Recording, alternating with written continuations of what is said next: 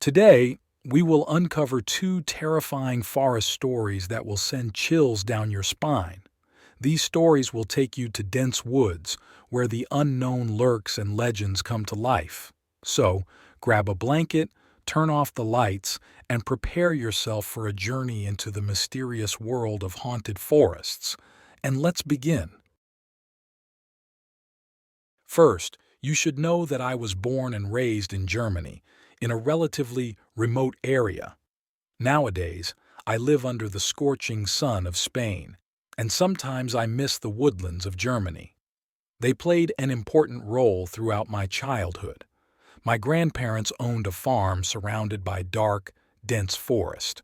We lived in a small town, and when I stepped out of the house, I was just a 10-minute walk away from the woods where we spent our childhood building forts. This is my story. My grandfather lived in a very remote area, near the border of what was then Czechoslovakia. Dense forests stretched in every direction. One of these forests was accessible by a road marked with a "No Entry" sign at its beginning. This road ran several kilometers through the forest and was a kind of shortcut to where my grandfather lived. Because of the sign, we called it the Forbidden Road. But there was another reason why the Forbidden Road was creepy. Our grandparents had told us a legend about a place somewhere in that forest along this road, where centuries ago the devil himself had appeared and left his footprint on a rock. This place was called the Devil's Bridge. We usually visited our grandparents on weekends, which meant about a 50-kilometer drive. One time, the main road we normally used was closed due to flooding. We were about to turn back home and call them to say we couldn't visit because the road was closed when my father remembered the Forbidden Road. We felt a bit uneasy, although we didn't take the old legend about the devil very seriously. My father turned the car around, and about 5 kilometers away, we found the entrance to the Forbidden Road. As soon as the car turned onto the road, the forest truly engulfed us, for lack of a better word. It became very dark, and we couldn't even see the sky anymore. The forest became extremely dense almost immediately. We continued along the narrow road, and about 15 minutes later we heard a loud bang. We were all startled and quickly realized that a tire had blown. We heard the flap of the flat tire. My father pulled the car over to the side of the road, and the whole family, father, mother, sister, and I, got out of the car. What happened next is the most terrifying experience of my life, and I remember it as if it were yesterday. When we stepped out of the car, we realized we had just arrived at the Devil's Bridge. It was about 30 meters away from the car. My father opened the trunk and started looking for tools and a spare tire when we heard an utterly unbelievable scream that can only be described as the worst non-human shriek I've ever heard. We all turned towards the sound, and needless to say, we were scared out of our wits. Near the bridge, there was a figure, and it was screaming like a banshee. I don't know what to say, but it looked like this figure had risen straight out of hell.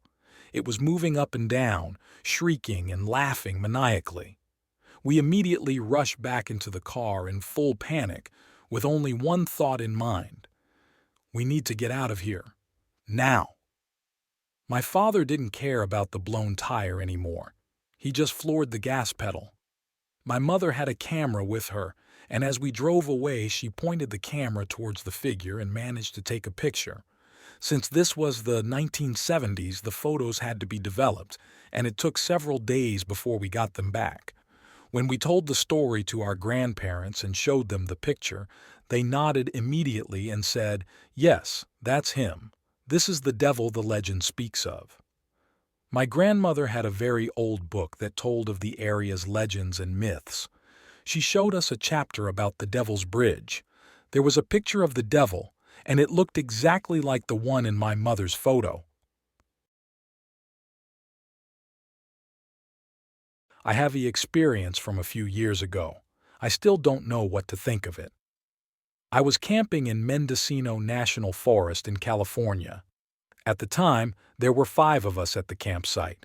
Me, my girlfriend, a single friend, and another friend with his wife. The married friend turned in early. He and his wife were sleeping in the bed of their pickup truck, so he climbed in and went to bed. My other friend and I were watching a movie on a laptop. Meanwhile, the girls were sitting by the campfire. At some point during the movie, the girls started screaming. I turned to look, and they were literally bumping into each other, running away from the fire and towards us. We are always armed in remote areas. At that time, I was the only one carrying a firearm. The others had knives. We asked what was happening. The girls said that by the campfire, they heard and felt something coming through the bushes towards them. They said it sounded big, judging by the rustling in the bushes. My friend and I went to look with flashlights. We checked the area behind those bushes but found nothing. There are deer in the area, but they stay far from people. They run away when they're still a couple 100 meters away. And whatever this was, it was coming straight towards our campfire. I thought maybe it was a local prankster trying to scare us. So I grabbed my rifle and asked the others to keep their knives close. Eventually, my friend and I went back to watching the movie. The girls stayed much closer to us now. Around 2:30 a.m. the campfire was dying down, and we decided to call it a night. This was about an hour after the first incident. The wife climbed into the pickup bed with her husband. My other friend went to his tent, and my girlfriend and I headed to our tent. I put the rifle aside but kept the pistol close. My girlfriend fell asleep pretty quickly, and I could hear my friend snoring in his tent. I lay awake for about 10 minutes, trying to fall asleep, but then I heard footsteps. Anyone who has paid close attention knows what footsteps sound like on rocky ground. And that's exactly what I heard. Typical two-legged walking, no more than 5 feet from the tent. The footsteps crept very slowly into the campsite. My first thought was that it could be some weirdo or maybe other campers trying to steal something. The nearest occupied campsite was about half a mile away. I nudged my girlfriend quietly and whispered if she heard it too. She opened her eyes and listened quietly. Then she whispered yes and asked where it was coming from. We lay silently for about 10 seconds as the footsteps circled around the tent and moved towards the center of our campsite. It was still only a few meters away, now directly outside the tent entrance. I turned to grab my pistol, and in doing so, I lightly brushed against the tent fabric. The sound of brushing the tent fabric is quite distinctive. The footsteps stopped immediately. I had the gun in my hand, and the sounds had stopped. It had to have stopped in its tracks. We didn't make a sound, focusing on listening, but we heard nothing.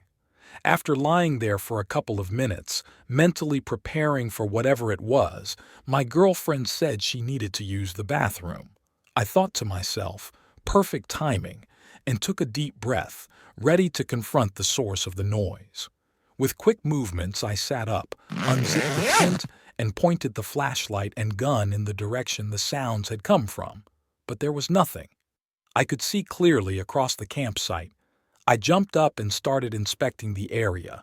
The campfire was just glowing embers, so the only light was from my flashlight. I looked everywhere, but there was nothing. No signs, no footprints, no sounds of anything running away. Nothing. My girlfriend did her business right next to the tent. There was no way she would go into the darkness without knowing what was out there. As we stood there, listening and observing the area, rapid gunfire started in the distance. For the record, hunting is allowed in this forest, but it was 3 in the morning. Who hunts at 3 in the morning? It was heavy gunfire, at least 15-20 shots. Even if someone was hunting, why would they shoot so carelessly?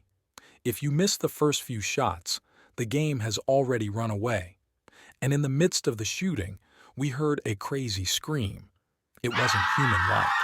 It almost sounded like squealing, like a pig being tortured. It was, to say the least, disturbing. The shots and the screams were about 2 to 3 kilometers away. It certainly wasn't close. It took a while after this incident before we could finally fall asleep. This was our first video, Thanks for watching and remember to subscribe for more content. We will post one video a week on this channel, so see y'all in the next video.